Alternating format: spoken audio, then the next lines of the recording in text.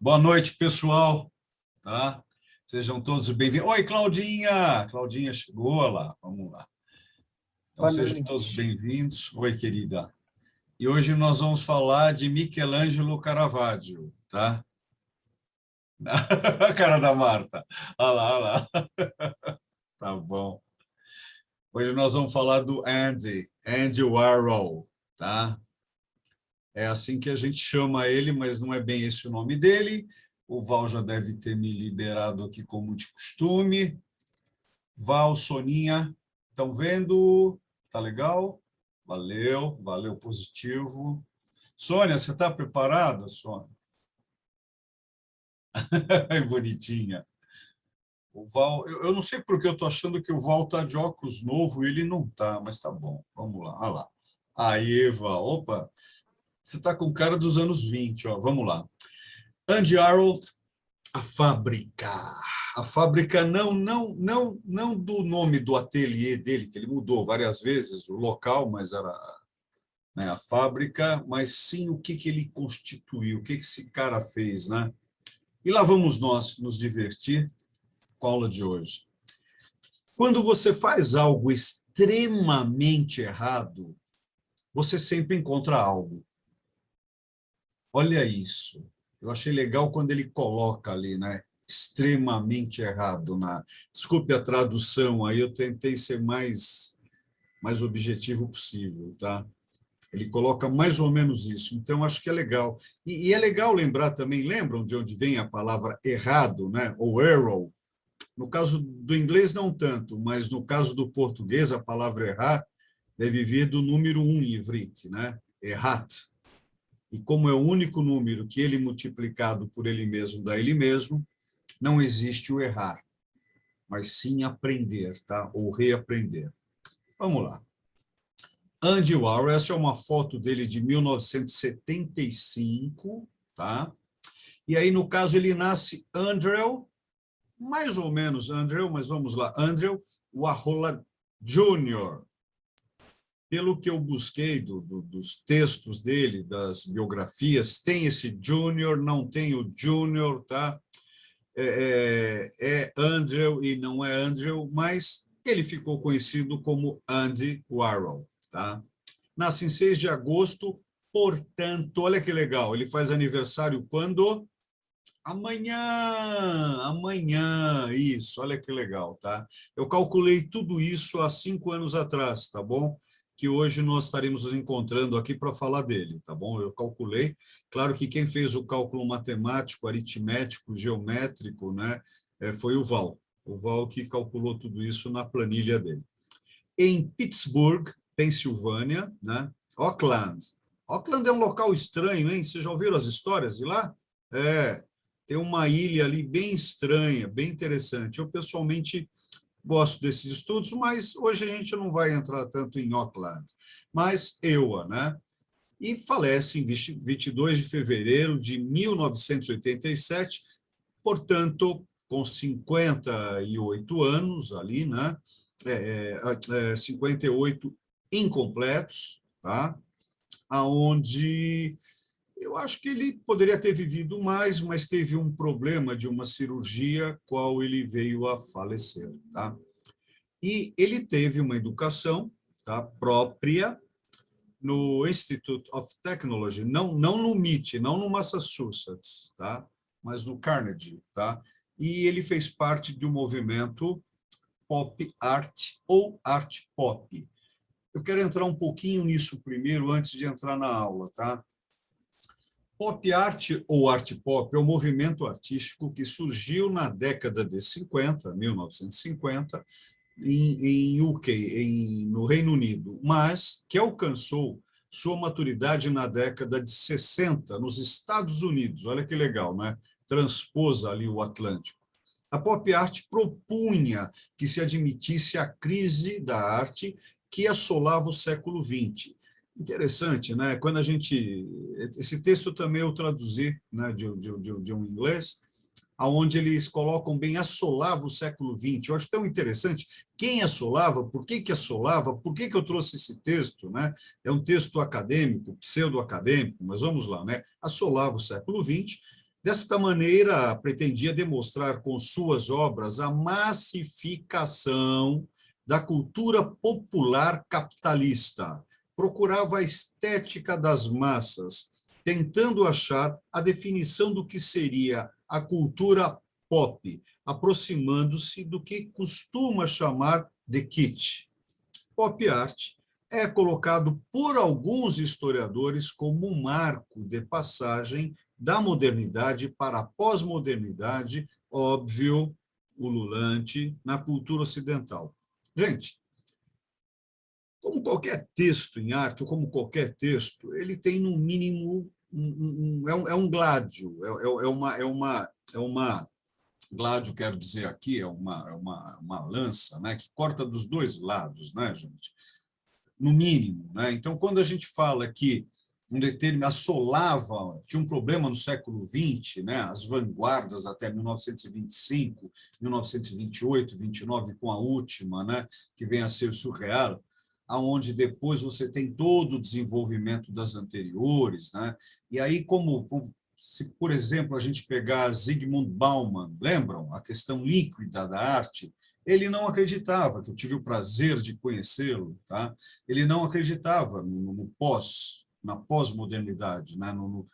Ele não, ele achava que existia uma descontinuação do modernismo, portanto, da modernidade. E não vamos confundir, como a Sandra, historiadora nossa aqui, sabe bem, o período modernista, né, que nós tratamos de falar semana passada de 1860, mas ele tem como marco mesmo 1874, que é onde explode o l'impression, né, o impressionismo. Então, o que é o pop? Existem alguns que acham que o pop não vem de popular, viria de um salto de um artista, que ele pintou alguém pulando numa piscina e seria o puff, o pop, do saltar numa piscina. Daí foi utilizado esse nome e depois, com o caminhar, chegamos à questão do popular mesmo, né? Do inglês para o norte-americano e para aqui, o nosso país também, como nós tivemos vários artistas paulistas brasileiros ligados ao pop, né? Gershman, o Tozzi, né? Então, o Aguilar, né? Então, que estão aí com a gente ainda nessa luta, eles passaram pelo pop, né? Mas isso é para vocês terem uma atenção do que vem a ser o trabalho dele. Aonde a gente vai se debruçar aqui? Nesta questão da cultura popular capitalista.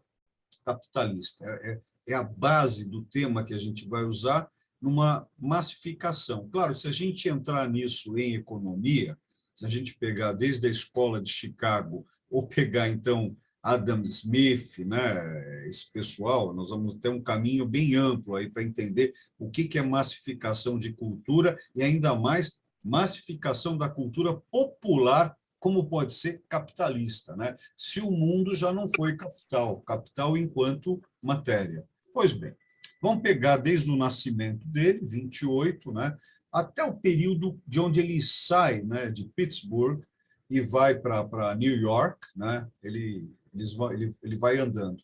Mas acho que eu quero falar um pouquinho mais daqui, ó. Como ele nasceu em Pittsburgh, deixa eu ver o que eu posso falar. Os pais deles vieram de onde, né?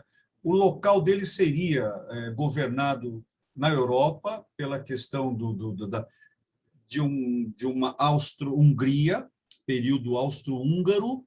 Eles vieram o que se chamava na época, né, Tchecoslováquia, que hoje o que vem a ser, né, a Tchecoslováquia, o que vem a ser Eslováquia. Hoje essa região, que sei lá, é mais ou menos o tamanho do Piauí, né, gente? Você tem hoje 7 países, né? Você tem Macedônia, né? Você tem Herzegovina, Sérvia, é um conteúdo ali bastante extenso enquanto religião, política, né? E a parte financeira e econômica também. Os pais vieram de lá, aonde resolveram.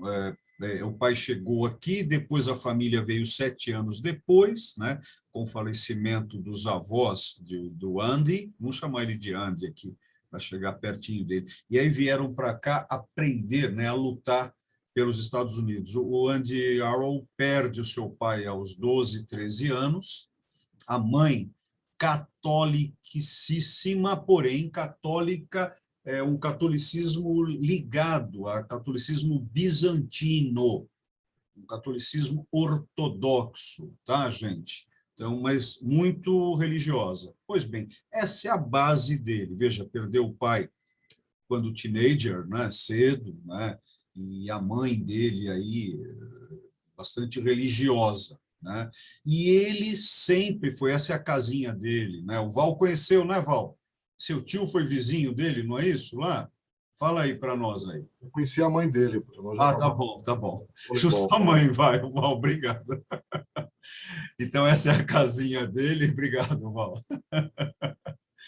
E, e aí a gente vai dar um salto, vamos para o que interessa para nós aqui, né? O desenvolvimento dele, tá? Aonde ele estuda, aonde tem ele tem, veja, em 1954, esse tipo de gatinho, né? Onde nós vamos ter esses trabalhos aqui cerca de 1953, 55, vejam que ele fez um estudo aonde ele começou já a ganhar dinheiro, sim, fazendo o quê? Trabalhando com marketing, né? Onde ele fazia desenhos. Tá? Olha que interessante. Algum de vocês diria que isso esse Merry Christmas aí é o Andy Warhol, né? Sabe? É bem interessante, né?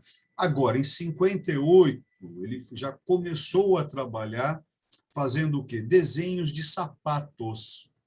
Olha que interessante. E ele nunca negou a homossexualidade dele, tá?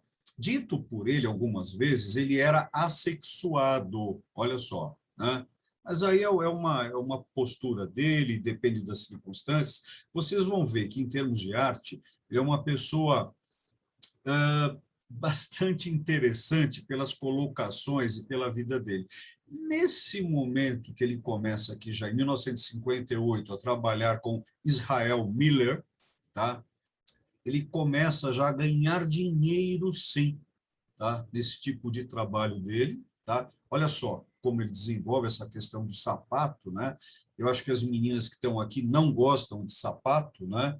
Acho que nenhuma de vocês tem aí os seus sapatos em casa, né? Ninguém gosta, né? Estou lembrando do meu tempo de casado, né? Era um closet só para sapato, né, gente? É assim mesmo, né? E eu tinha ali na minha gaveta, né, de cabeceira os meus 2 pares de sapatos somente, né? Mas a vida é assim, né, gente? É desse jeito. E aí ele já começa a ter um certo desenvolvimento nos anos 60, onde ele já começa a se expor, né, como galerista.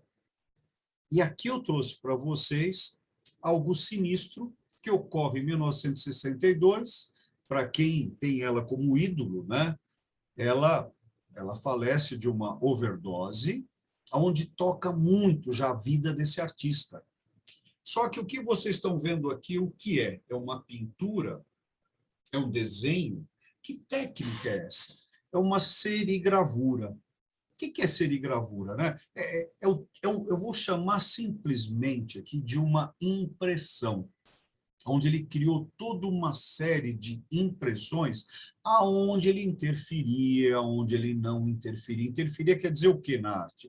Aonde ele fazia uma serigrafia, gravar através do cire, da tinta, né? De um suporte de seda, de um pano, de um papel, de uma tela, né? Ele escolhia algo como suporte e aí ele poderia interferir ou não com a sua tinta, com o seu lápis, com a sua caneta, com os seus dedos, né? Mas ele trabalhou, a base dele era um trabalho serigráfico, tá? Agora, com a morte, né, de Marilyn Monroe, né, ele começa a ter toda uma difusão, ou seja, olha o que interessante que nós vamos trazer aqui agora. Ele foi realmente uma pessoa do seu tempo. Ele realmente massificava, ele utilizava assim o que acontecia. Lembram Ortega y Gasset? Eu sou eu e minhas circunstâncias? Ele utilizava as circunstâncias em volta dele. Utilizava mesmo, tá? Vocês vão ver ela daqui a pouco de novo, tá? Aonde, ao ponto dele desenvolver toda uma questão junto com a Coca-Cola. Mas vejam agora, isso aqui em 1962, percebam que legal o pensamento dele. O que é ótimo sobre esse país é que os Estados Unidos começaram a tradição em que os consumidores mais ricos compram essencialmente as mesmas coisas que os mais pobres. Olha que interessante essa frase. Você pode estar assistindo TV e ver Coca-Cola. Você sabe que o presidente bebe Coca-Cola. O presidente. Liz Taylor bebe Coca-Cola. E, imagine só, você pode beber Coca-Cola também. Uma coca é uma coca, e nenhuma quantia em dinheiro pode te dar uma coca melhor do que aquela que o vagabundo da esquina está bebendo. Olha que interessante a visão desse cara. Todas as cocas são iguais e todas as cocas são boas. Liz Taylor sabe disso. O presidente sabe disso. O vagabundo sabe disso e você sabe disso. Olha que interessante a brincadeira que ele está fazendo com a Coca-Cola. Nós estamos vendo aqui um texto comunista, massificador, extremamente escola de Chicago, capitalista. Olha isso. Olha que interessante esse texto dele, aonde ele pega desde um presidente, um mandante de uma nação como os Estados Unidos, até eu, o Olivinho aqui, tomo a mesma Coca-Cola. Olha que percepção desse cara. Pois bem. E aí, é claro que, nesse período de 60, ele recria, desculpem, a questão da massificação. Nós estamos vendo aqui dinheiro, né? A nota de dólar, né? Como ele manuseava isso, como ele mesmo a imprimia, como ele lidava, lembrando do texto dele da questão de massificação. E mais ainda, né? Quando ele conversou com amigos, ele foi vendo a questão da sopa, né, do Soup Campbell. Olha isso. Só que, porém, quem que nós estamos lembrando aqui? Marcel Duchamp, né? O ready-made, o deslocamento da obra de arte. E nós estamos aqui nos anos 60. O que vai acontecer daqui a 6 anos? 1968. Não estou falando de 69, a chegada à Lua, não. Tá? Nem da morte de Jimi Hendrix. Tá? Eu estou falando exatamente o que vai acontecer na França, em Paris, nos Estados Unidos, em determinados locais, uma mudança estudantil, onde explode todo um conteúdo de mudança, uma forma nova de pensamento. E daqui a 2 anos, aqui no Brasil, nós teremos a mudança de 1964. Então, esse tipo de trabalho que ele está executando, claro, aí você vai perguntar para um historiador ortodoxo da arte se isso é arte. Vai depender. Claro que, se for um ortodoxo, isso não é arte, né?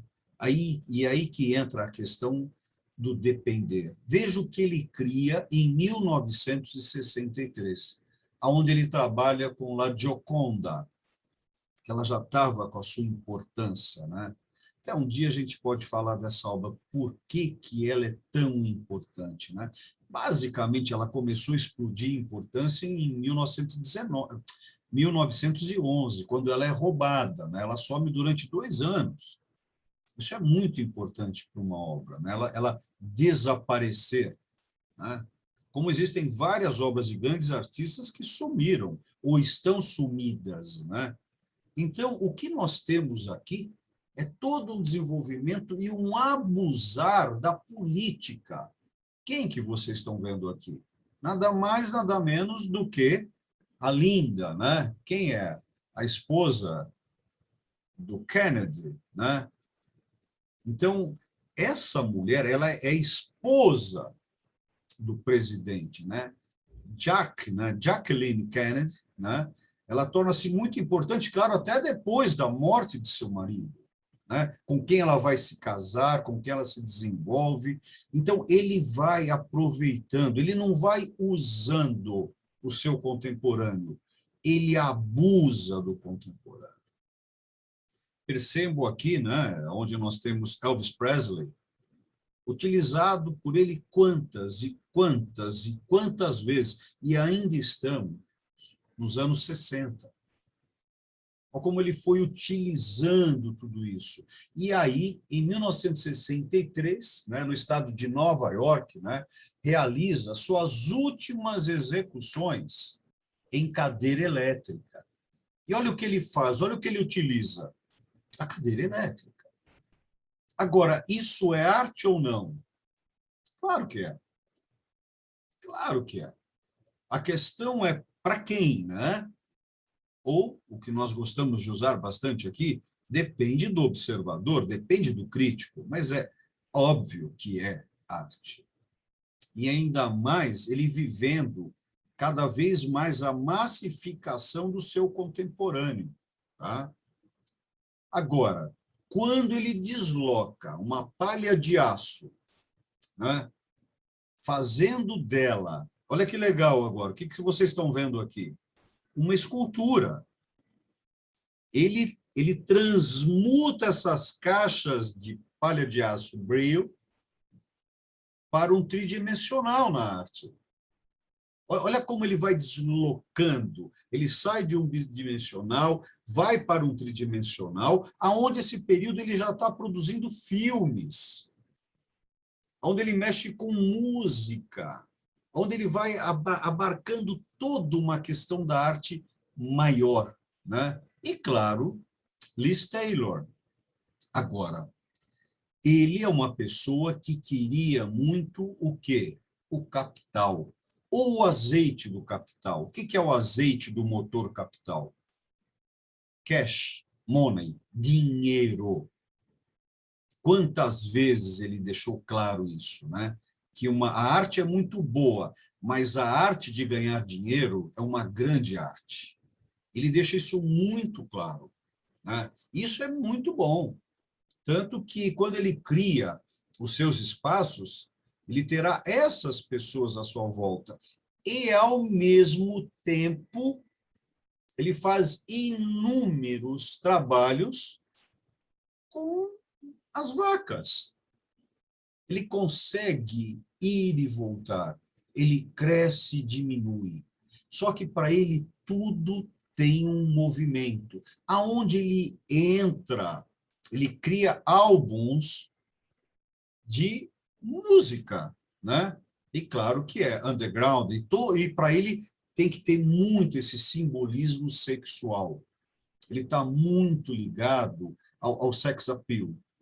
Ele está muito ligado a isso, Andy Warhol, né?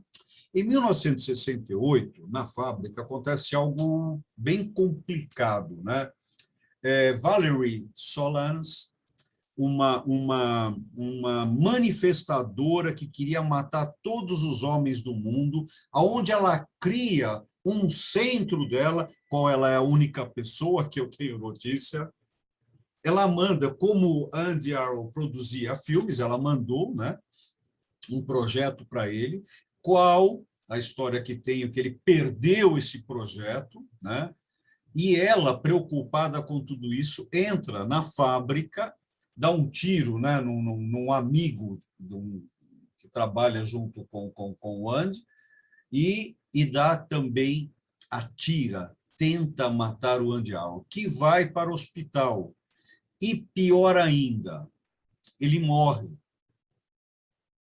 Ele morre, pois ele é ressuscitado. Por isso que falam na história dele que ele morreu 2 vezes, tá? Ele realmente falece, tá?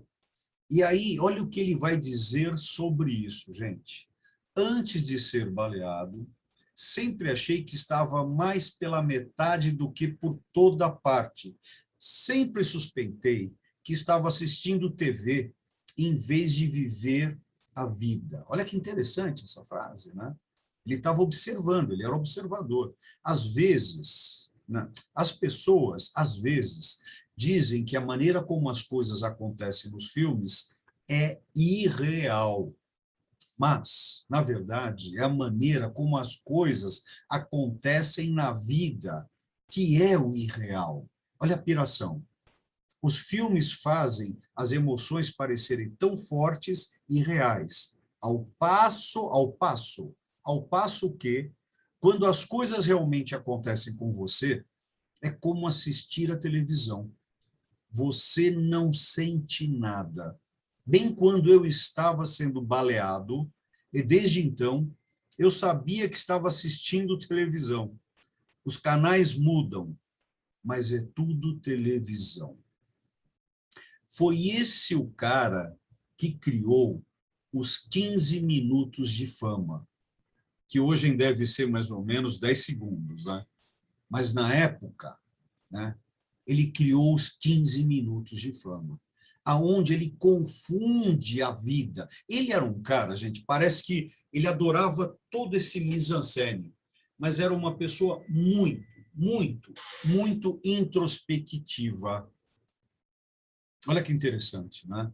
Ele vivia nesse mundo, né, explosivo, e aonde ele vai dando continuidade até em 68 ainda a Marilyn Monroe, tá? Aonde ele entra numa política o quê? De Cuba, nesse argentino, né? Che Guevara, né? Nesse médico argentino que foi para Cuba, né, trabalhar com Fidel Castro, né? Isso, olha, veja a data, em 68, né? Aí, o que acontece nos anos 60? São os anos um pouco menos escandalosos onde ele entra, né? Mas ele percebe a visita, né, de um presidente norte-americano à China. E, nesse momento, ele pega o livro vermelho, olha como ele é plugado. Em 1972, ele cria várias versões de Mao Tse-tung, o livro vermelho. Lembram disso? Vocês devem ter lido no período de faculdade, né? Tem que ler, gente. Todo mundo que passou pela faculdade virou comunista ou pseudo-comunista, né? Então, esse livro vermelho, ele pega... Agora, olha que interessante o que ele faz, né? Com uma caneta, com um batom. Nesse caso, nós temos aqui, pelo menos na minha tela, um fundo abóbora, uma roupa verde amarelado, um batom vermelho e ele azul. Ele brinca com toda essa paleta de cores, né? Esse ar aí risonho, né? Agora, olha como ele se torna político. Como ele vai de um caminho para outro trazendo, né? Essa caveira, essas cores, esse silk, né? Esse silk screen aí que ele vai fazendo, aonde ele começa depois, a partir desse período, receber fantásticas encomendas. Vocês lembram desse chá, Reza Parlev, dele, da esposa, da família? Olha as misturas, onde ele vai se relacionando, né? Aonde ele, de repente, pega quem? Nada mais, nada menos do que Muhammad Ali, em 78. E isso ele vai mais adiante, né? Já na década de 80, olha só. Eu amo Os Anjos, eu amo Los Angeles, LA, eu amo Hollywood. Eles são tão bonitos, tudo é plástico, mas eu amo plástico. Eu quero ser plástico. Olha isso, gente. Eu quero ser plástico. Olha que pirante esse cara. Olha isso. É ele ou a arte dele? Ou a arte dele é ele? Estão sacando? Vocês estão sacando isso? Estão pegando o que esse cara fez, né? E aí, é claro, né? Ele pega para o Museu Judaico de New York, né?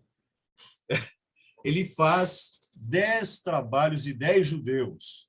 E o que ele fala? Não, eu não sou judeu, não tenho ligações plenamente judaicas, mas eu sei que vão vender. Olha que interessante, né? Ele escolhe 10 nomes judeus e expõe no Museu Judaico, né? Em 1980. É bem interessante isso, né? E claro, aí ele vai navegando não por um riozinho, não por um afluente, né? Não por uma marginalidade. Ele pode ser aonde ele brinca. Aquela foto que vocês viram dele logo no começo, ele estava num evento de drag queens, né? De negros, onde ele estava ajudando os negros drag queen. Tá? Então, olha o movimento todo que esse cara vai criando e vai desenvolvendo. Né? Aonde ele desenvolve, um dia a gente precisa falar sobre isso. Por que que o cifrão, por que que o S é símbolo de dólar ou de dinheiro? Tá? Então, ele vai atrás desses símbolos, ele vai misturando todas essas questões, todas essas fórmulas, né? Aonde ele mesmo se expõe. Então, aquele cara tímido, ele continua tímido. Só que ele faz o que com ele? Ele se mostra como um drag. Ele se apresenta. Ele consegue quebrar isso. Ele faz parte, né? Ele entra nesse itself. Né? Ele vai se desenvolvendo. Aonde ele vai atrás até do grito. Ele vai percebendo também as artes e as histórias da arte, né? Claro que ele vai pegar aqui, nós temos, não sei se vocês sabem, é uma obra que foi vendida a mais de 100 milhões de dólares, porém são 3 obras, né, parecidas, a base delas é cartão. Isso tem toda uma identificação com o trabalho dele, não é canvas, tá? E aí, em 86, ele entra, ele desenvolve mais a si próprio, onde ele se representa, tá? E, claro, né, ele vai entrando também na música, e, claro, com alguém importante, como Beethoven, né, onde ele desenvolve nada mais, nada menos que o Black Lenin, tá? Onde ele busca todos esses conhecimentos e as pessoas à sua volta. Né? E lembrando que, no final da vida dele, ele faz uma sequência que, na minha opinião, tem muito a ver com a mamãe dele, que o Val conheceu, onde ele pinta muito, realmente, como nós já tínhamos visto, né, há décadas atrás, lá Gioconda, Mona Lisa, onde ele pinta. Os últimos trabalhos dele têm a ver com a Última Cena, a Última Ceia de Leonardo da Vinci. E essa obra aqui foi vendida em 2014, ela foi vendida, eu estou lembrando em reais, tá, gente?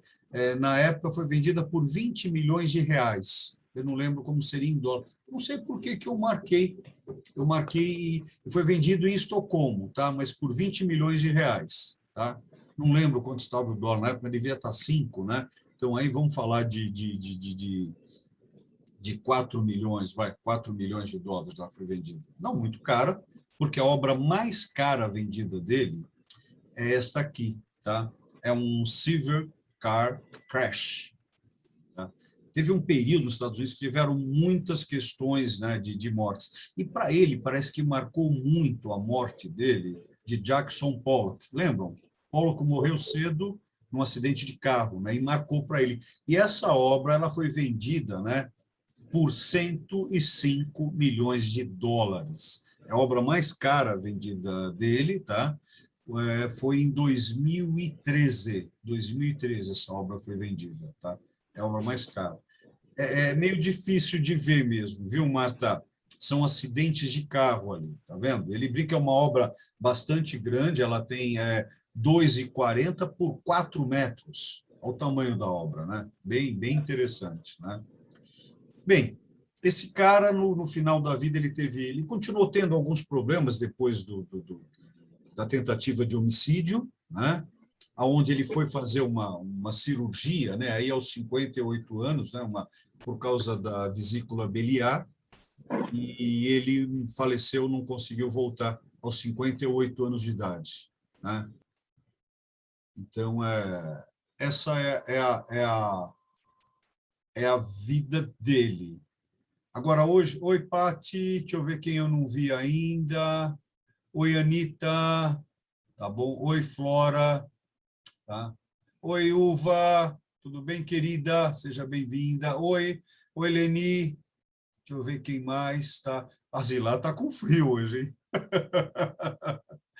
Bem, eu gostaria que hoje a gente entrasse um pouquinho mais na vida desse cara. Eu espero ter passado, vocês viram que eu fiz um briefing mesmo hoje aqui, tá? Que é quase o tempo que eu demoro, mas eu não me aprofundei tanto. Eu quis passar esse timeline dele para vocês, para a gente discutir um pouco mais esse cara para vocês. O que vocês estão achando dele enquanto ser e enquanto artista? Você sabe que ele era um exímio fotógrafo, ele andava com uma Polaroid pendurada, por isso que ele tinha tantas fotos. E além de ter um jornal que ele editava no Sorro, no Village, aliás, ele editava um jornal. Olha que legal o que você está trazendo. E ele que criou a Interview. Exatamente. Olha, exatamente. Ele fez filmes, não é que ele foi filmado, ele fez filmes, tá? Claro que ele tinha muito essa questão do sex appeal, tá? Agora, o que a Anitta está trazendo, ele é um cara que tinha uma percepção, ele estava plugado no mundo. Para mim, ele é um dos caras... Fala, Anitta, fala. Eu ia dizer, ele era um super marqueteiro, super marqueteiro. Então, esse é o ponto que a gente precisa tentar entender, né? Ele era um marqueteiro. Agora, o que é um marqueteiro? Eu vou te explicar. Só um instantinho, querida. Ele era um cara plugado no mundo. Ele era plugado. Esse é o ponto. Fala, Anitta. Então, eu estava em Las Vegas, tem acho que um museu que tem 10 quadros. E uma pessoa estava lá explicando. Eu falei, nossa, um quadro do Andy Warhol. Ele falou, eu vou te explicar o que aconteceu. Ele veio para Las Vegas, ele conheceu o dono do hotel, ele tirou foto do dono do hotel, ele fez o quadro do dono do hotel e ele falou para o dono do hotel, eu vou te entrevistar, vem para Nova York. E ele deu de presente esse quadro. Então, ele dava de presente para depois as pessoas colocarem. Só que ele sabia que ele iria fazer esse hotel. Então, a coleção de 10 quadros era só top de linha, era Matisse, era Picasso, e tinha esse quadro do Andy Warhol, que o Andy Warhol fez do dono do hotel e deu de presente para ele. Ou seja, ele era um grande marqueteiro, ele era realmente top de linha de marqueteiro. Tanto que o museu em Pittsburgh dele é o maior museu nos Estados Unidos de um artista individual. Olha isso, né? Agora, eu acho que isso que a Anitta trouxe para nós, que eu coloco aqui em discussão. O artista deve ser marqueteiro? Essa é uma pergunta que ela... O artista, o que é? O artista, lembra um artista que recebe o dom divino da criação? Olha, o dom divino da criação. Se ele é marqueteiro, ele vai mexer com o vil metal.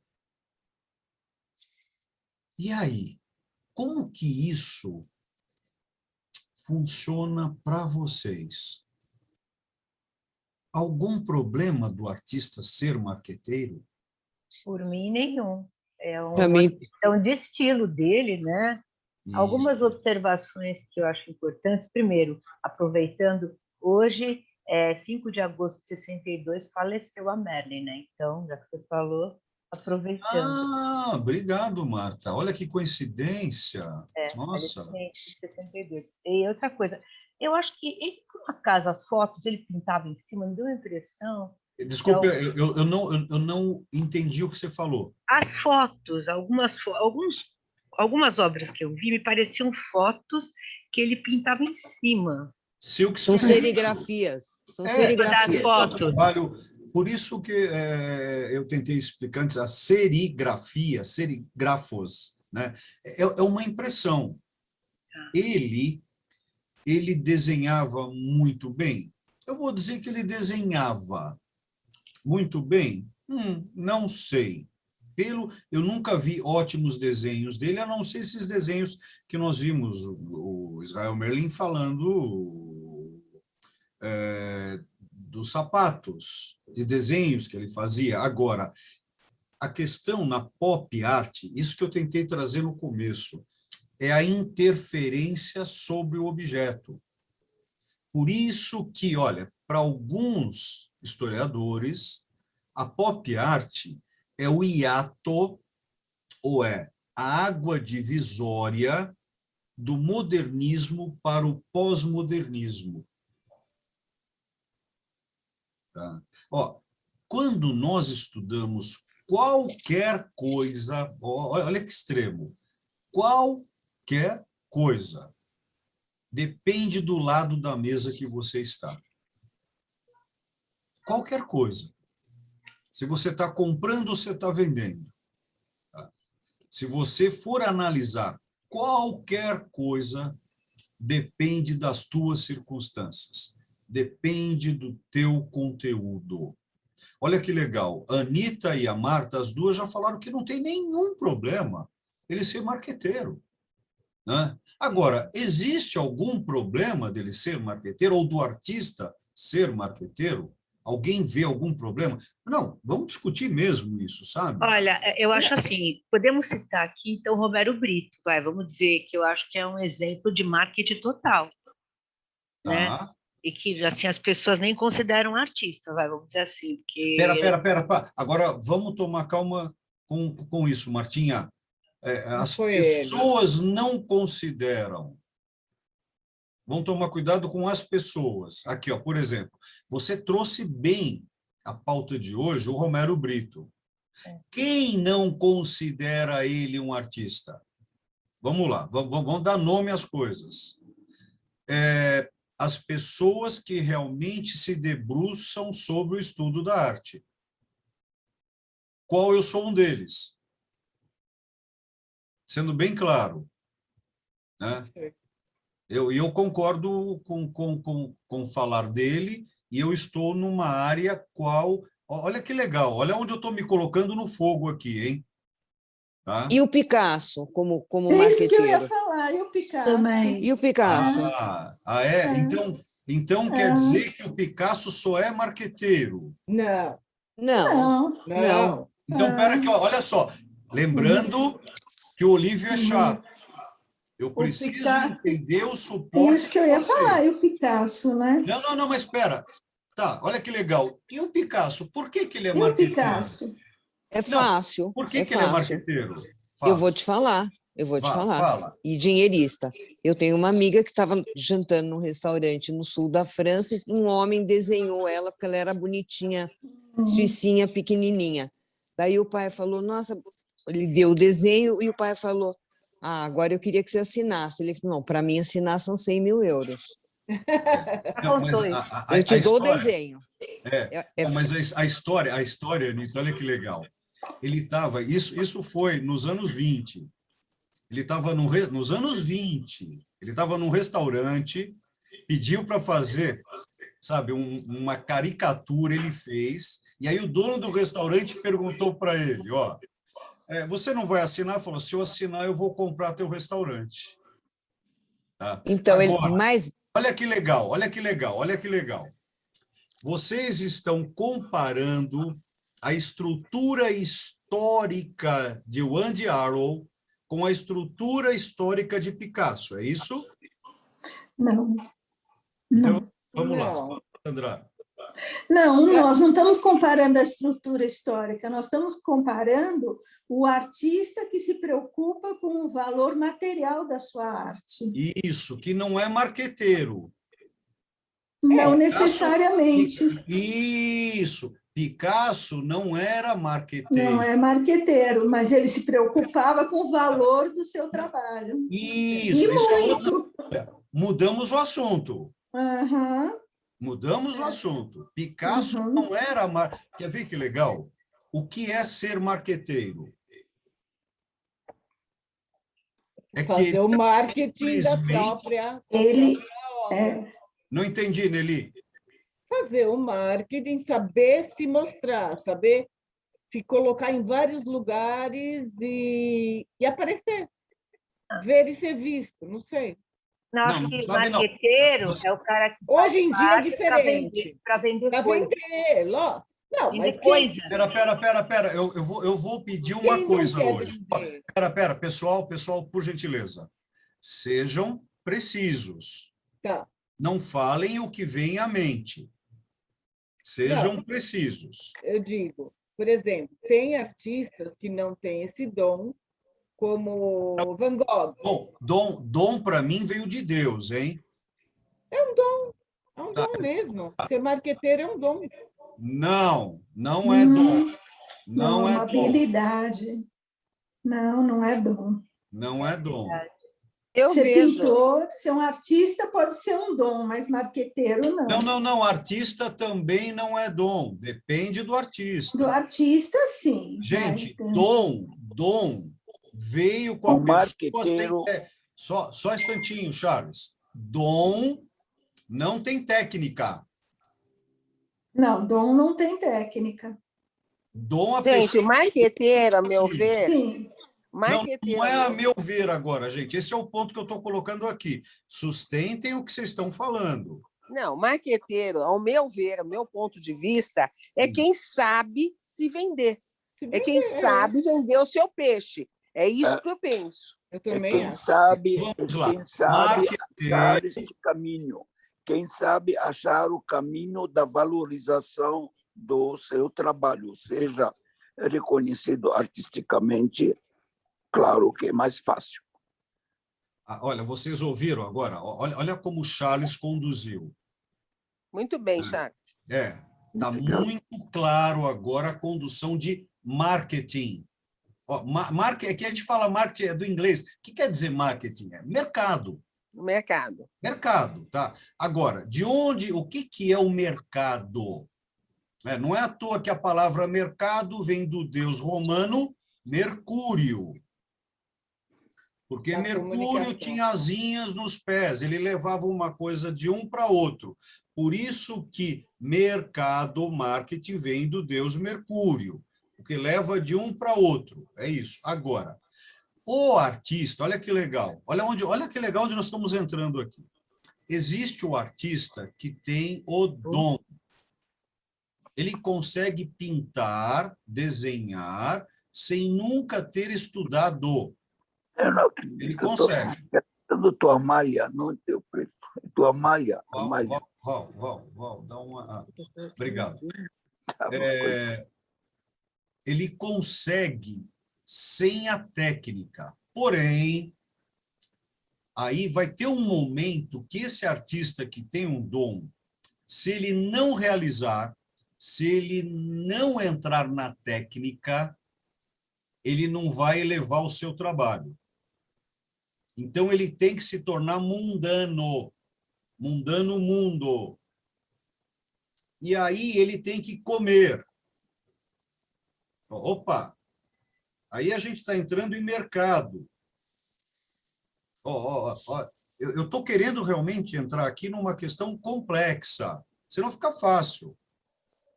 Aí um dia foi morar no princípio do século passado, né? Vocês vão lembrar, Gertrude Stein com seu irmão Leon Stein. Lembram deles? Tá? Colecionadores do século passado estavam morando em Paris.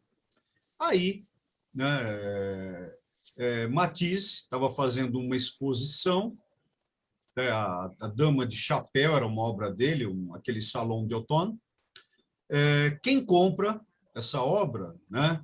O Leon. Lembrando que Gertrude era ela era uma eu vou chamar ela hoje de jornalista, uma escritora, tá? E ele era um connoisseur de arte, tá?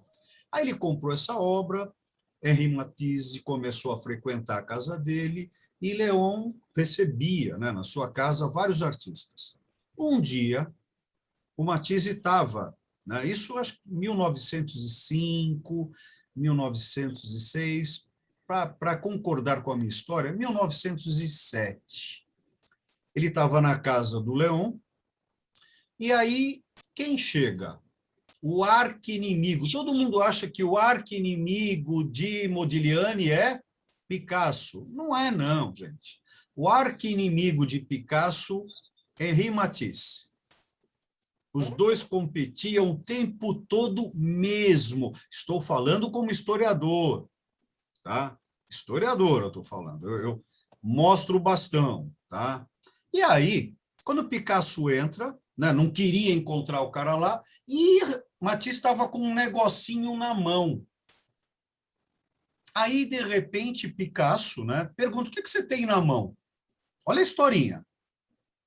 Tá? Isso é história da arte, gente. Tá? E aí ele fala: não é nada. Ele fala: sim, eu quero ver o que é. Aí Matisse deu para ele o bonequinho que ele tinha na mão, que ele tinha encontrado numa feirinha, que é um boneco africano. Arthur, você conhece a história, cara? Não. Ele pegou esse boneco, deu para ele, olhou, Picasso levantou, reza a história colocada por Leão, levantou, olhou para eles e foi embora. E foi embora. Vocês estão sacando o que aconteceu com Picasso naquele momento? Surge Mademoiselle d'Avignon. Então, olha a diferença do Andy Arrow para Picasso. O substrato, o conteúdo, o conhecimento. Agora, vamos colocar os dois juntos, né? Aonde, isso é muito importante na arte. Geografia e tempo de vida. E, principalmente, relacionamentos.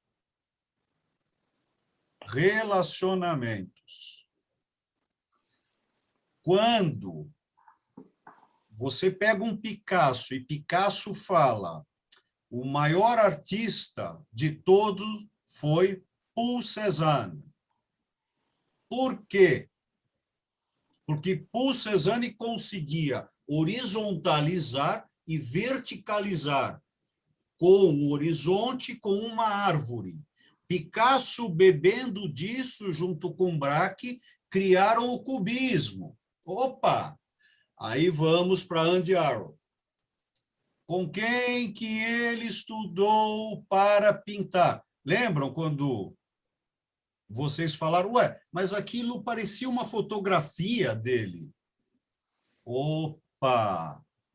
Então, realmente, o Andy Arrow pode ser, olha que palavra não tão boa, um marqueteiro.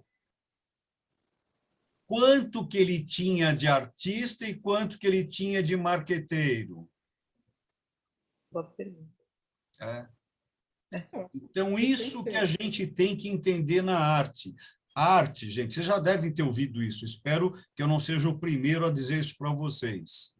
A arte, 98% de transpiração e 2% de intuição, gente. Como tudo. O que, Sandra? Como tudo, não é? Olha, agora eu estou com você. Todo trabalho intelectual, tudo. Então, agora, eu menosprezo o Andy Arrow? Depende pela óptica.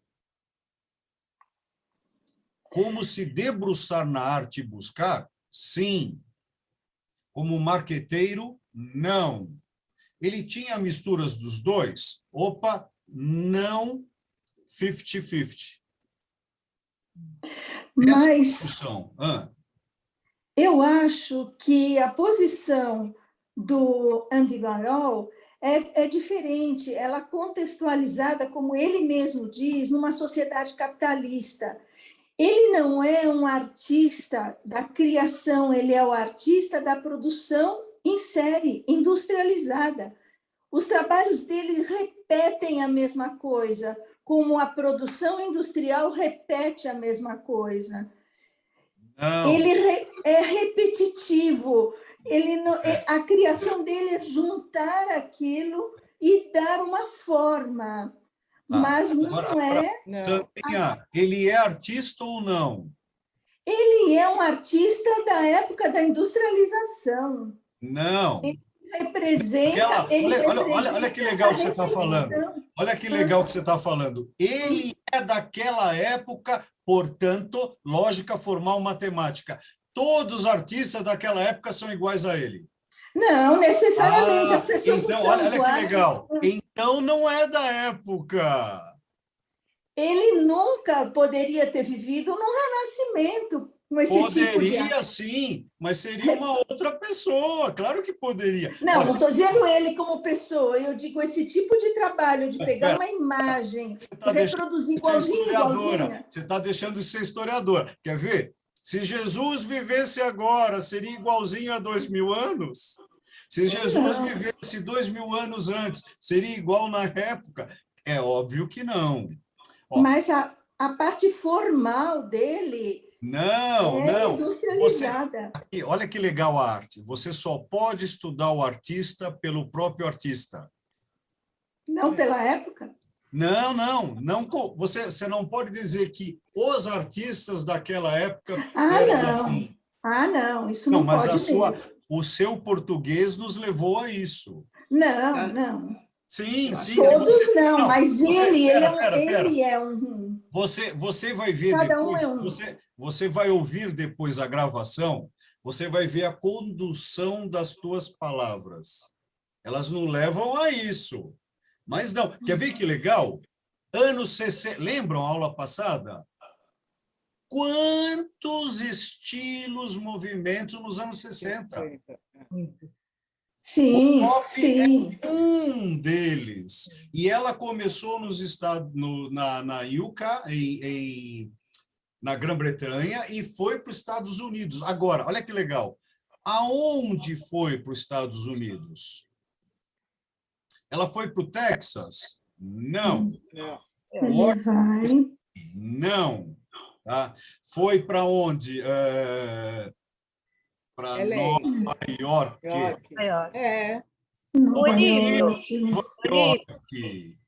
Olívio, talvez por ele ser uma pessoa de marketing, né, que você falou, ele usava arte para marketing.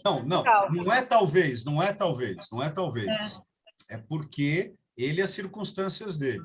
Agora, olha que legal que a Sandra trouxe para nós, para a gente. Eu adoro me colocar no canto da parede, né, gente? Eu quero estar em contradição, né? Esse é o que importa para nós aqui.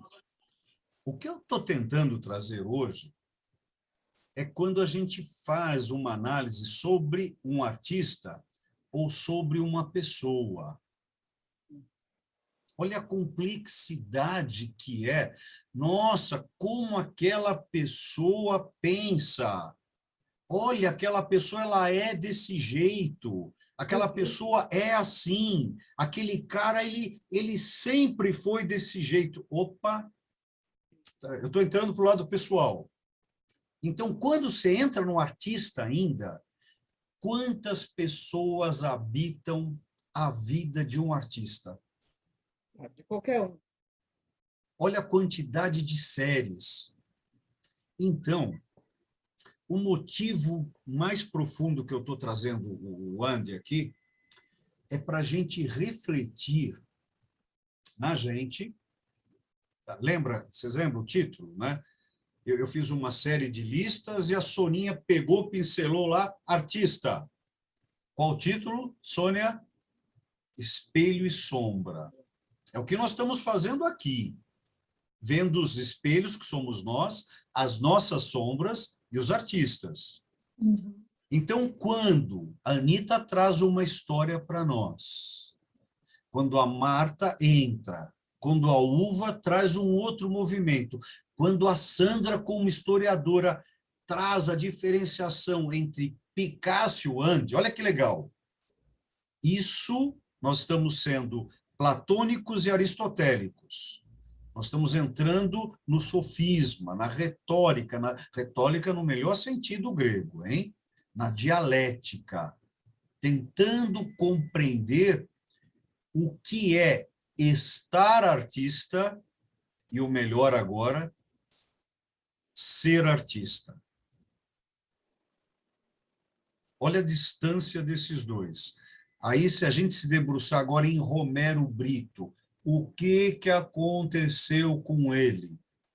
O que aconteceu com Aguilar, com Tosi, com Gershman. Olha aí, os caras do lado aqui, tá? Granato. Infelizmente, eu estou falando de 2 amigos que já faleceram, tanto Gershman quanto o Granato, tá? Mas pegando os que estão aí, o Aguilar, o Baravelli, né? Que caminho que eles foram fazendo na pop art, se é só pop art, né? Então, o Antônio Henrique Amaral, lembram? Os trabalhos políticos das dele? bananas. Das E, bananas. exatamente, querida. O Antônio Henrique, eu lembro da minha frequência no ateliê dele, que ele é da família da Anitta, tá? Ai, caramba, Tarsila. da Tarsila. Obrigado, Anitta. Da Tarsila do Amaral, obrigado. Então, ele tinha todo um desenvolvimento político, mas o quanto que ele era pop ou não. O pop dele é igual ao Cláudio, né? Reichenberg, né? Então, você vai analisando, você tem que pegar... Olha a dificuldade. Eu espero que... Por que esse novo módulo nós estamos trazendo para vocês os estilos, os movimentos, para que vocês entendam cada vez mais que nós não podemos ser simplistas. Aquele cara não é isso. Ele está aquilo num determinado período. Como essa historinha do Picasso com o Henrique Matisse. Então, quando você pega uma circunstância desses artistas conversando entre eles, claro que eu estou falando aqui não de histórias, estou falando de histórias, onde nós temos esse conteúdo lavrado. Aqui eu estou falando como acadêmico agora, senão fica muito, como que se fala em português? Ao Deus dará, né? A gente precisa, né, Sandra? Precisamos ter essa base acadêmica para entrar. Claro que nada impede aqui que a gente voe, mas aí tem que dizer, agora eu vou voar. Ou é minha opinião, né? Então, eu tento trazer aqui para vocês, a maior parte das coisas que nós vimos aqui hoje não é minha opinião. Tá? É a opinião de um acadêmico. Eu preciso sustentar tudo o que eu estou falando para vocês. 90% do que eu falo aqui não me pertence. É que, por ter memória, eu leio e trago, e aí, com o tempo na discussão, é aqui que eu tenho, olha que legal, é nesse momento que eu tenho com vocês a minha troca, o meu pagamento aqui, onde eu quero desfrutar de vocês a minha instabilidade. Eu preciso de vocês para que vocês me coloquem em disparate, de forma instável. Eu quero que vocês vejam as minhas inseguranças. É nisso, é aí que a gente se descobre. Se eu estou seguro, se meu copo está cheio, se eu sei tudo, gente, acabou, né? Agora, voltando. Andy, o que esse cara foi? O que eu compreendo, ele foi, sim, um grande homem de relacionamentos antes de ser marqueteiro. Agora, olha como ele se trabalhou. Ele era tímido. Ele era tímido. Mas, Olívio, o cara colocou o próprio ego dele. Pois é, olha como ele foi quebrando. Quantas gavetas, quantas personalidades. Essência uma só. Aqui eu estou sendo bem judeu. Essência uma só, mas várias personalidades. Então, ele foi ao ponto que ele foi se relacionando, percebendo que a vida são relações, e aí ele bebeu de um conhecimento de graduação, como a Marta bem colocou, marketing, onde ele estudou, onde ele saiu de Petersburgo e foi para onde, gente? Para onde esse cara foi? Belenzinho, Tatuapé, Moca? Nova York. Nova York. Olha a percepção dele. Eu quero azeite. Já que o motor é capitalista, eu quero o que faz esse motor girar. Eu quero dinheiro. Dinheiro. Então, a regra dele era essa, só que ele, e claro, ele por ser uma pessoa tímida e ao mesmo tempo contraditória, todas as suas ligações, todas, aqui eu estou mordendo a língua, a maior parte das suas ligações estão ligadas às questões sexuais. E se ligava muito a isso. Posso falar uma coisa? Pode, Miriam. Vamos para a psicanálise aí. Vamos embora. Eu estava lembrando de um livro que eu li, eu acho que é esse, do Mário Vargas Llosa, Civilização do Espetáculo, ou outro, eu não me lembro, que ele fala sobre a arte hoje, né? E ele diz o seguinte, ele compara Van Gogh com Andy Warhol. Ele diz que Van Gogh, sim, era um artista que nem era considerado artista quando era vivo. Ele morreu na maior miséria. E hoje vale milhões os quadros dele. Então, ele é um artista e tanto. E o Warhol, ao contrário. Ele viu a fama enquanto ele estava vivo e que daqui a, sei lá, centenas de anos, provavelmente, vai estar desaparecido, segundo ele, né? Porque ele não vai crescer como artista como Van Gogh cresceu. Então, ele diz que é um artista do espetáculo, dessa sociedade do espetáculo, dessa civilização do espetáculo, mas que não é um verdadeiro artista como Van Gogh. O que você acha? Muito importante o que você está trazendo para nós. E aí, Miriam, minha amiga, obrigado pela gentileza de perguntar o que eu acho, mas acho que aí eu tenho que estar além disso, sabe? Eu não acho. O que você está sustentando para nós é muito importante. Claro que se alguém quiser aqui falar, Miriam, depende, Miriam. Gente, tudo depende. Porém, o que a Miriam está trazendo para nós é uma base muito bem alicerçada de conhecimentos. Olha as comparações que ela fez. Tá? Isso é muito importante. Agora, isso é uma lógica formal, pelo que nós compreendemos, e eu compreendo, né, a história da arte. Ela se embasa nisso. Tá? Claro que a gente pode chegar a falar, mas Miriam, e a sorte? Miriam, e a mudança? A gente pode sempre, por quê? A única coisa certa no universo é a incerteza. Mas o que a Miriam trouxe para nós aqui, com sapiência, é essa questão da comparação. Isso é muito importante. O motivo, vocês estão entendendo a sequência desse módulo que nós estamos hoje aqui fazendo? Tá? A sequência é dar para nós toda uma... Não. Vou usar um neologismo. Obrigado, Val. Uma introdutora, desculpe o neologismo, uma introdutora para a gente se entender através da história da arte e os artistas. Lembrando que essa palavra arte, quando surge no século XII, XIII, Sandrinha, nós vamos falar do trívio e do quadrívio, né? Então, a arte ali era uma outra conotação, que é totalmente, desculpem, diferente hoje.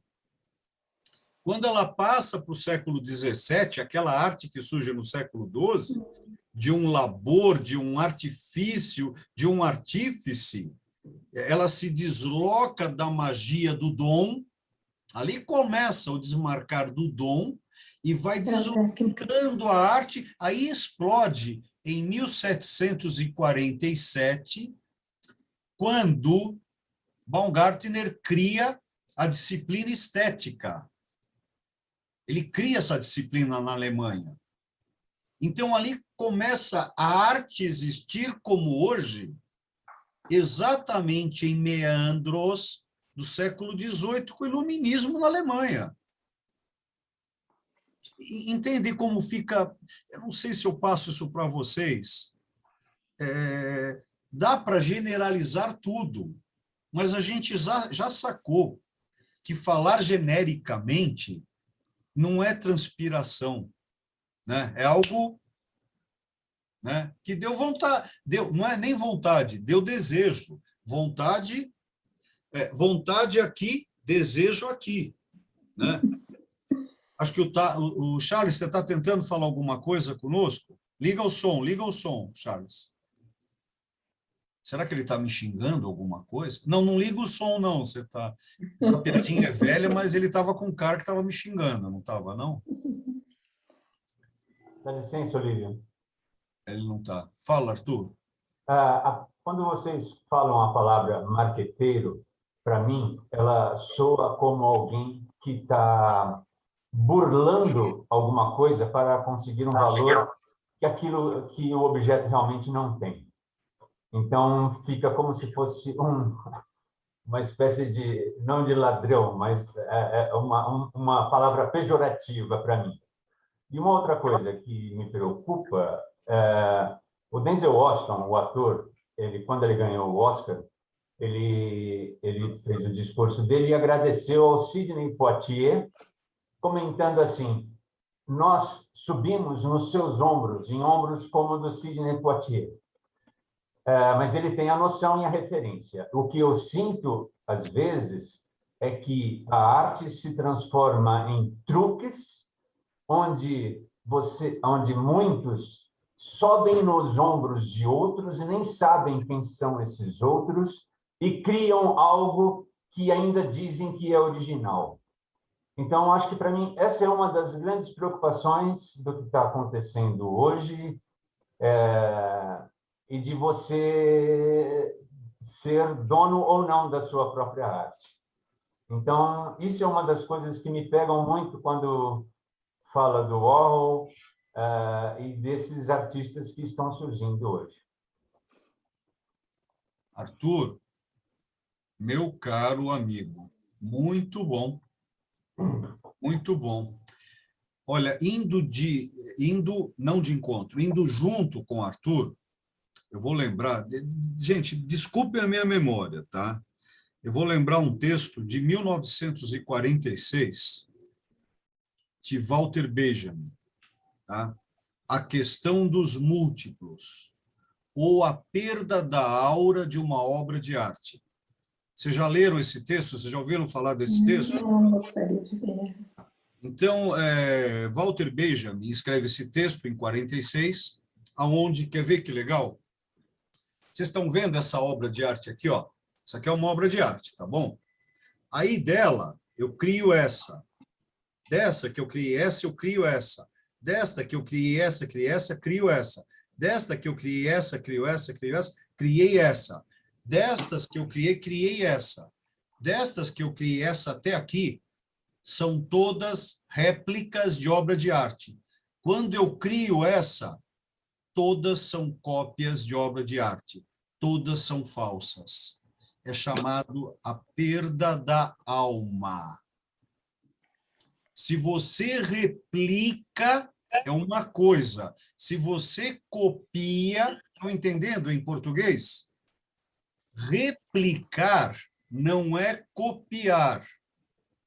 E ele, né, com quem existe um livro de cartas trocadas, olha isso, Carol, entre Walter Benjamin e Gershom Scholem. Então, é um judeu falando da perca da aura, ou melhor ainda, da perca da alma enquanto arte. Então, uma obra, o que o Arthur falou muito bem, Arthur, você foi muito claro. Tá? É que, às vezes, a gente não entende, precisa se debruçar um pouco mais. Mas o que ele disse aqui para nós é que, como disse Sir Isaac Newton, nós estamos aonde estamos porque estamos apoiados em ombros de gigantes. Então, claro que existem aproveitadores, aproveitadeiros, né? Que é a questão da perda da aura. Né? E, às vezes, essas pessoas... eu odeio quando eu faço isso, tá? Eu faço isso muito pouco, mas eu vou ter que fazer. Quando essas pessoas utilizam, olha que nojento isso, utilizam a história da arte para voar. E você usou bem, cara. Não é nem original. Agora, eu não sei se vocês sabem, olha que legal, olha como eu sou potente. Eu não sei, porque quando eu falo, se vocês sabem, é que eu sei e vocês não, né? Acho tão legal falar assim. Eu não sei se vocês sabem, tá?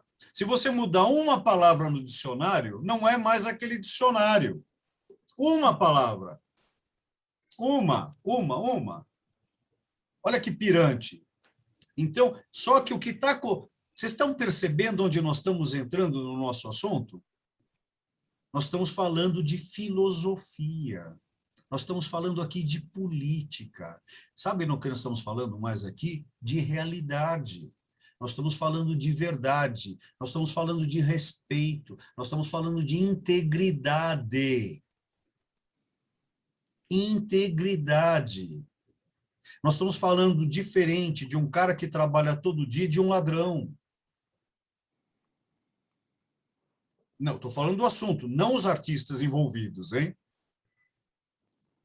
Aqui o assunto, ele está girando em torno disso. Nós estamos falando de respeito, de integridade. Agora, isso quer dizer o quê do Andy Warhol? Que ele foi um ladrão? Não.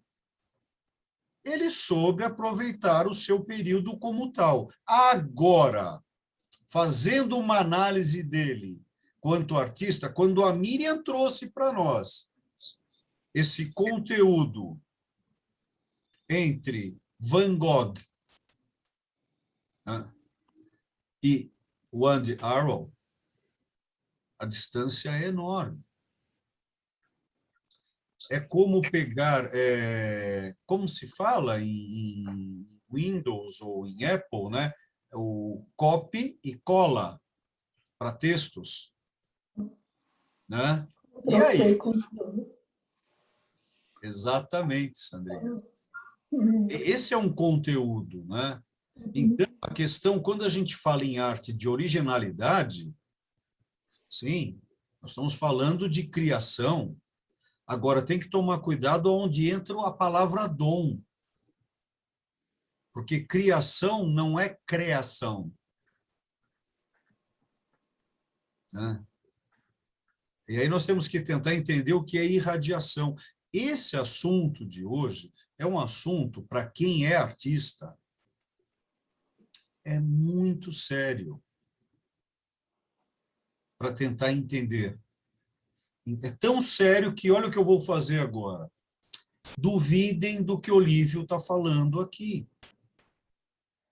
Vocês vão ler vários escritores que apoiam e entendem Andy Warhol e outros não apoiam e discordam. Ah, mas Olívio é sempre assim? Claro que é. Né?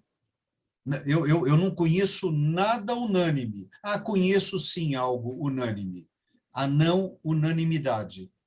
A única coisa unânima é que não somos unânimes. Tá? Eu adoro essa controvérsia. É bom, Alexandra.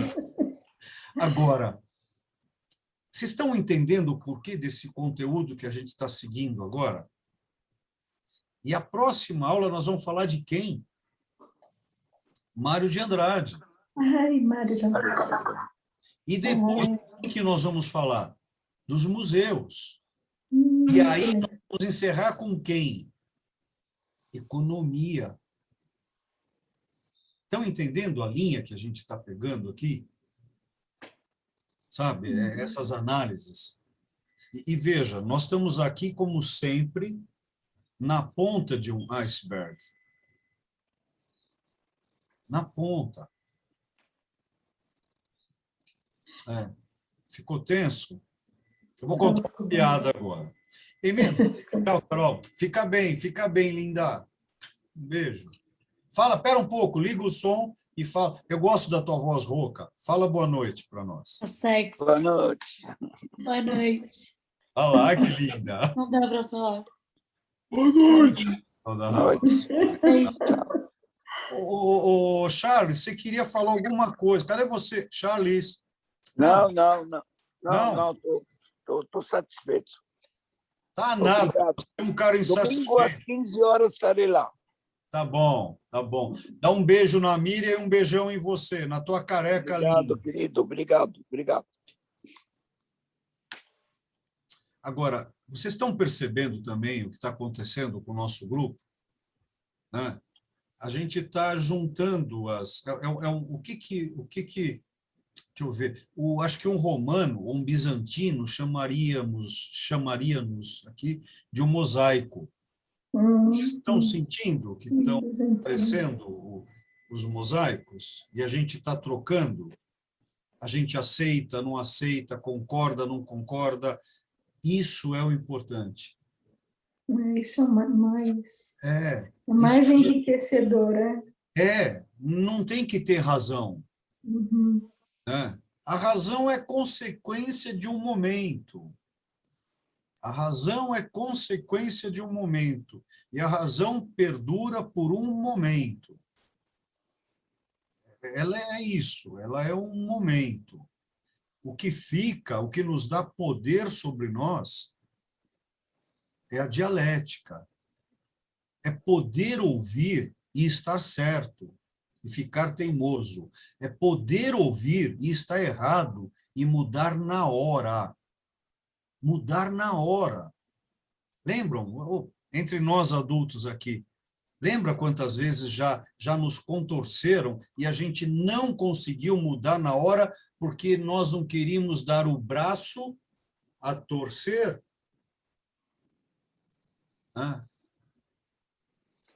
Olívio, lição de moral. Nesse momento, entramos na lição de moral de hoje, e a lição de moral de hoje é... Tá. Aí eu vou entrar em Deleuze. Deleuze é legal, falar da dobra. Dá licença, Olívio, de novo. Filósofo hoje. Bem Dá licença, legal. Olívio. O quê? Fala, Arthur. É o seguinte, bom, todo esse conjunto de aulas está sendo uma das coisas mais reveladoras que eu estou presenciando, e eu estou aqui porque, na verdade, quando eu fiz a exposição lá no primeiro dia, eu fui levar o material, o Val me convidou para participar. Aí eu demorei 2 semanas, não deu? Aí eu comecei a participar, mas eu já sabia que existia esse grupo. E como que eu soube? Olha que interessante. Acho que numa das exposições que teve lá na Hebraica, eu fui logo no começo, estava começando a me aproximar de você. Aí eu estava lá escutando você conversando com alguém, e esse alguém perguntou, tem aula de história, alguma coisa assim? Aí você falou, sim, tem, mas é uma aula diferente, é para a pessoa... Aí você fez exatamente esse gesto, aprender qual é a sua arte. Aí eu falei, uau! Aí eu só fui entender mesmo essa questão de qual é a sua arte, porque é esse o movimento que você está conduzindo a todos nós. Independente da pessoa ser artista, ela tem a sua própria arte. E esse é o movimento dessas aulas todas, que são absolutamente reveladoras. Agora não tenho o que falar, né, cara? Você tinha que me colocar assim, né? É que quando a gente se conheceu, aí que a gente começou a andar de mãos dadas. Ui. Val, eu te odeio, Val. Te odeio, você viu? Foi você que... esse cara... foi o Val. Agora você não fala nada, né, Val? Eu falei a mesma coisa hoje para a Thali, e para a mãe dela e para o pai. É que ela falou que não vai conseguir entrar agora, mas na próxima vai entrar. Eu imagino, estou ferrado. Não faço mais, eu acho. Gente, é isso. Ó. Eu acho que a gente está juntando todos esses grãos, né, para encher essa galinha, né? Oi, Miriam, voltou, Miriam? Voltei. Você foi feliz hoje aqui, hein? Você gostou? Eu não gostei, eu adorei. Esse livro é muito bom, viu, do Lhosa, sobre arte. Muito bom. Não, eu não conheço, olha, sei da existência, mas eu não li. Agora você acabou de me provocar e eu vou ter que ler mesmo. Nossa, que... Agora, claro, eu gostei da tua fala. De repente, o que está no livro não é tão importante quanto você falou. Né? Eu achei incrível, porque ele também. fala da arte, o que é arte, o que não é arte. E o que é arte, ele acha que é o que vai perdurar. Esse é um dos fatores, não é uma coisa efêmera, né? Andy Warhol, eu nem sei se ele é efêmero, mas ele está há bastante tempo, mas daqui a pouco... Mas olha o que você está falando. Ele está há bastante tempo no que nós falamos na nossa vida. Nossa vida dura, vamos lá, como judeus, 120 anos, tá bom, gente? 120 anos, tá? Agora, quem está perdurando é Frangélico, é Timabui, né? Nós vamos falar quem mais está perdurando? Michelangelo, Leonardo da Vinci, Verrocchio, né? Então, para ele, esses são artistas de verdade, né? Os outros não são tão artistas quanto esses. Eu achei que você foi bem educada agora e foi legal, como você falou, tão artistas. Olha, não, você foi educada, isso é muito legal. Não são, porque Andy Warhol também é artista. Mas não é tanto. Mas a questão é, eu acho que a Miriam foi bem legal a fala dela agora. Não é tão artista. É um estilo diferente. Isso, Sandra, é diferente. Agora, a gente o menospreza, depende do momento que você está analisando, né? O que importa aqui para nós é a análise. E isso, aí entra o que o Arthur falou. Tem que ser, ele não falou bem isso, mas é isso que eu acho que ele está querendo dizer para nós que é importante. Tem que ser transformador.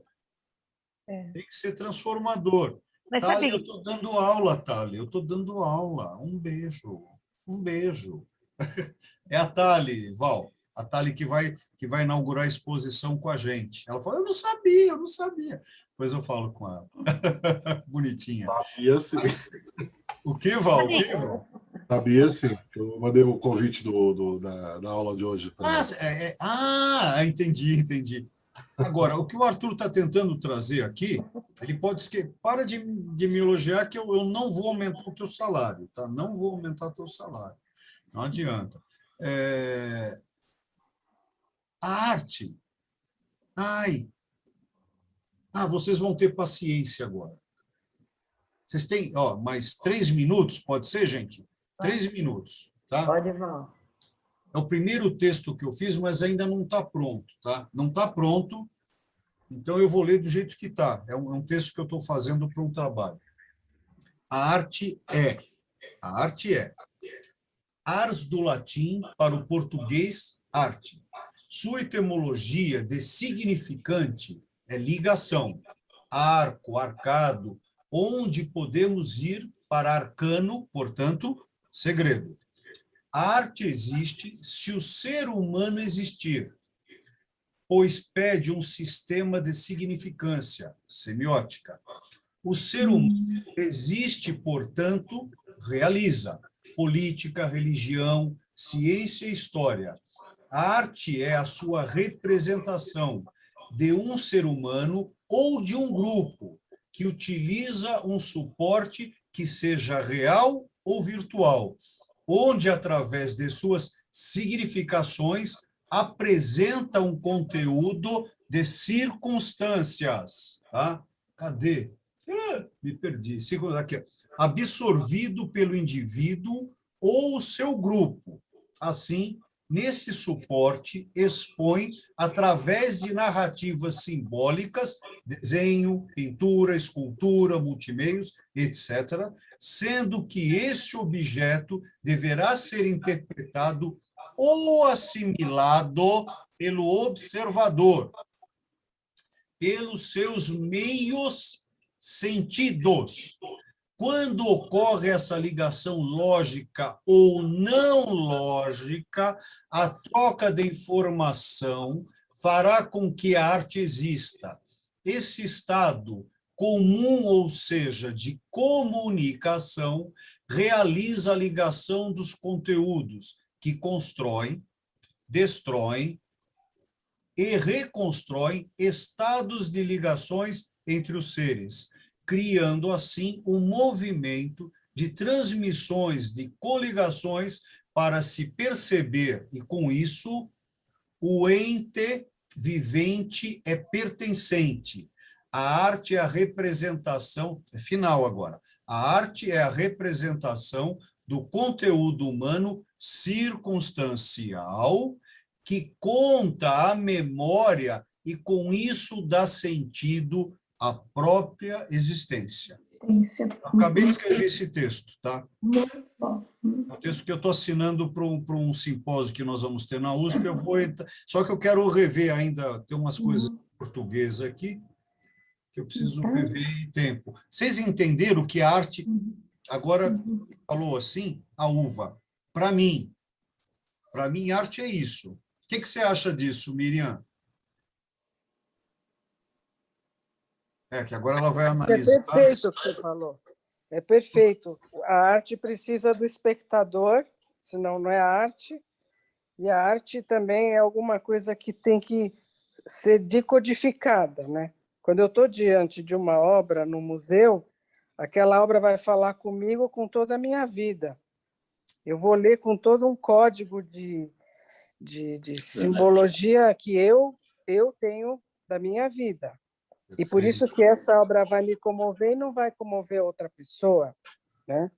Uau. Agora, quando alguma coisa, como eu falei do Picasso, né? Que aquele quarto, por exemplo, que ele desenha aquela cadeira amarela, aquilo ali, Van Gogh, né? Muita gente se sensibiliza com aquele quarto pobre, quando conta a vida dele, que ele estava no hospício, etc. e tal, é uma coisa muito forte. Você também tem que conhecer um pouco da vida do artista para entender um pouco aonde você situa, né? Como a música. Miriam, pera, Miriam, pera. Vocês viram essa parte final da Miriam? Que é o que a gente fez hoje. É o que importa. O que a Miriam fechou, o que ela falou no final, o que ela terminou a frase dela, né? Não terminou, a frase dela agora, tá? Não é que ela vai terminar. Ela está trazendo o que importa aqui para nós. É esse feedback, Arthur, é isso, cara. É esse movimento. A vida é o quê? Hermes Trismegistus. É movimento. É movimento. Aí que a gente precisa entender no nosso mundo brasileiro quem é o Lula, quem é o Bolsonaro, quem é Fernando Henrique. A gente precisa entender, não é que eu sou aquilo, eu sou isso. É um todo, Agora, mas é muito difícil? Claro que é. Então, viva a vida mecanicamente. Não como a Miriam elucidou agora. Não seja nem artista, nem observador. Passe pela vida sem sentir. A arte, ela pede sentido conforme for para não ter sentido. Por isso que no texto eu tive que colocar, Miriam, lógico e não lógico. Por isso que eu entrei ali, porque tem que ser lógico, ou não. Né? Não, liga o teu som. E eu cuspi na minha tela. Liga o teu som. Desculpa. Fala. Não, eu só queria falar que não. Não, pera, você não vai falar só, não. Você vai falar do mundo semiótico. Entra nisso. Que é o teu. Semiótica. Não? Fala, querida. Não, liga o som. É você mesmo. Não, a única coisa que eu fiz foi que você falou ou não, eu acho que é e não. É lógico e não lógico. Não, Tá. Eu gosto muito desse movimento. A preposição no português ela é muito interessante, né? Por isso que se chama pré-posição, né? A gente lida com ir e vir, que é diferente, né? Tem no alemão, pena que a Anitta saiu, que o alemão dela é muito melhor que o meu. A preposição no alemão ele já não é tão assim, né? É diferente, né? De nós latinos. Obrigado pelo não. Tá bom, gente? Tá bom. Então, trocamos hoje? Bem? Tá. Tchau, Betinha. A Betinha vai fazer a janta. Vai ter a... Não tem janta hoje? Não, eu vou Vou cantar. Vai cantar. A Sônia também vai, não vai? Eu não estou indo. Às vezes. Às vezes. Eu estou de férias. Gente, até semana. Eu preciso cantar alguém.